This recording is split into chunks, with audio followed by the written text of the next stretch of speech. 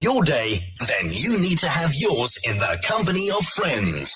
And with that, we now turn our attention to Jaco, who's joining us via StreamYard to talk about fatherless boys and how do we as South Africans and how do we as communities help to raise good men.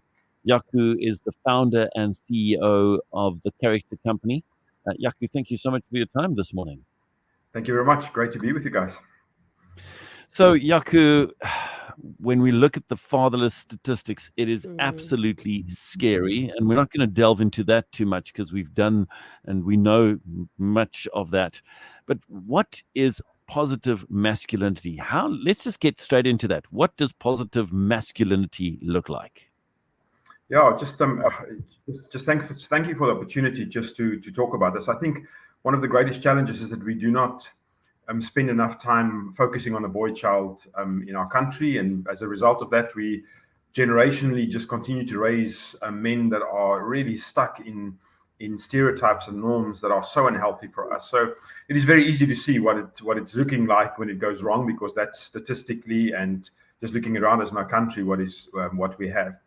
Positive masculinity is men that are absolutely understanding the importance and the value of being vulnerable, and therefore being accountable to men around them in their circles, and being able to make commitments. So for us, it's a 3-step process: vulnerability, accountability, commitment. And if you can find that in spaces where men really walk into that, that's where you find positive masculinity. That's where you find men that are understanding that there's deep value in connections, and where we can overcome shame and pride and our egos, and really build community to make things better. And through that, being able to make the commitments to raise another generation to see what it looks like when we behave differently. Sure. That's actually quite, it's really good, Jaco. And another big one, and that is gender-based violence in our society. But can we talk about the links between gender-based violence and absent fathers? Yeah.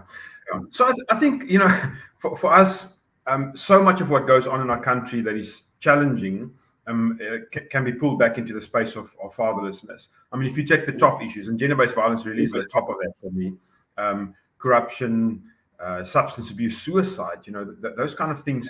If you pull back the link to the core issue here, it really comes down to the fact that there's no positive male role models, or there's a very small amount of positive male role models that walk a road with young people and with older men, like with young boys and older boys like myself, just to walk through the challenges of life. And so you have a generation of boys that are growing up in spaces where they see us model a certain level of masculinity, if we can call it that. And that's typically, where our frustrations are boiling over. We have not been taught how to deal with our own emotions, and that often sets out in anger, and we think it's acceptable. And often we think it's acceptable because everyone around us behaves like that. One of the greatest challenges that we face is that we have a generation of young people that are growing up, and they are living exactly the examples that we are setting them. And then we are surprised by the way that they behave, and we don't actually turn around and look at ourselves and going, well, that's what they see. That's what we are modeling. The 17-year-old that's involved in a school stabbing or gang rape, 12 years ago was a 5-year-old that we walked past and ignored and didn't pay attention to.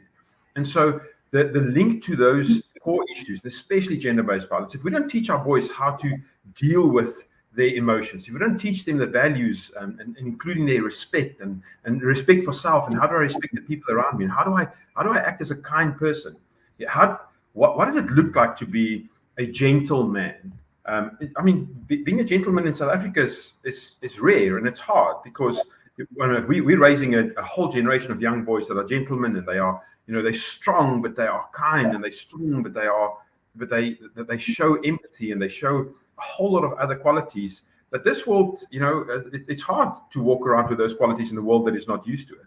And so the link to gender-based violence is so clear. If we can start addressing those issues, we start spending time with our boys, giving them a voice, understanding their challenges, then we can start bridging the gap and starting to do something active, which in our country we're not doing. I mean, there's no active steps to reduce gender-based violence. The statistics today is worse than they were yesterday. And so, like, somewhere along the line, we really have to wake up on this issue and go fix it, Yeah, we need to. Desperately, we need to. Jaco, one of the problems is it's that cycle that repeats itself.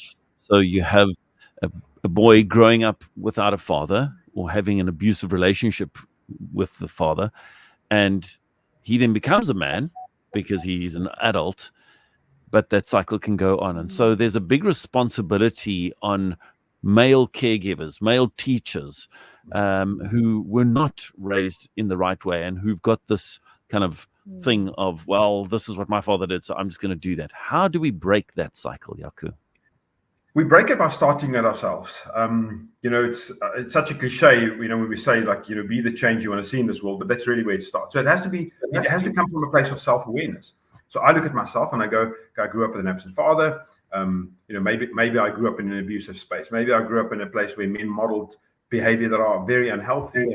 Obviously, I understand that that's not the way that the world works. I obviously understand that when I beat up someone else just to make myself feel better, there's something fundamentally wrong with that.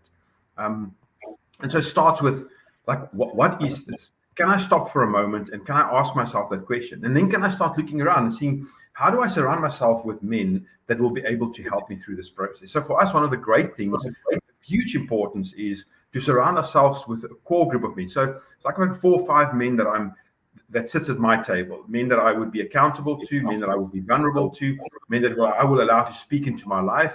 I would be teachable in front of them.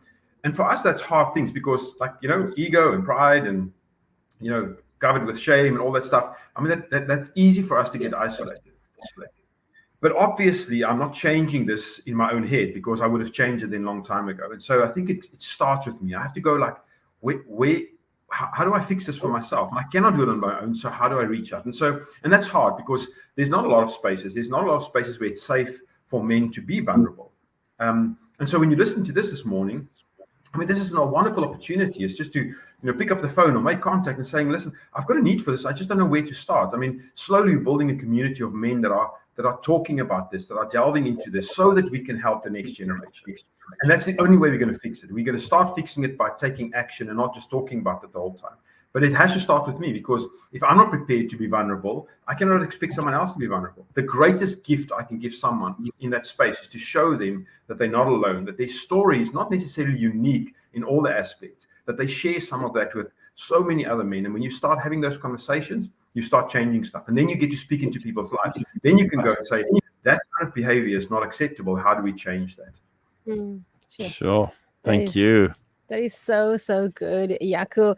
And that's what we need. There are really, really good dads, good father figures, good male figures that needs to come around and be good mentors. That is something that the Character Company is doing. So sadly, we can chat so much more about this topic, but time is against us. But if you can please just tell us, a little bit more about the Character Company and how can people get in touch with you? Yeah, so obviously we do long-term mentorship for young boys with absent fathers. We speak into this, into the space of masculinity and positive masculinity. How do we promote that?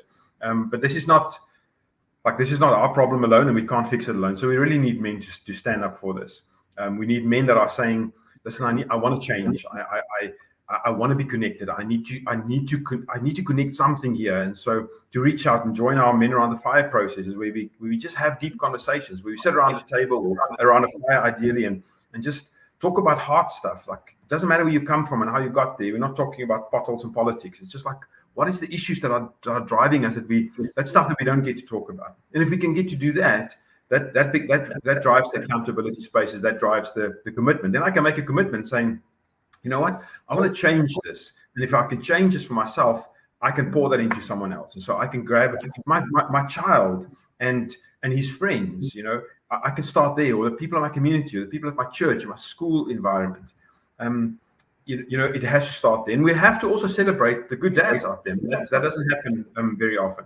And so the ideas that we create, the momentum mentorship, but it's a long-term process. I mean, we start with boys from as young as 5, and we walk that journey for as long as we possibly can. So like 5 to 105. I mean, that's a space where we mentor, because it never stops. And so that's what we need. We need men to step into the space. We need all kinds of people to go, like, listen, I can support this. I can get my husband involved, or my brother, or I can help to raise awareness, or I can help to do an event or something like that. But we have to we can't just today be in survival mode and go to work and like, this is my space, I'm going to try and just get through today.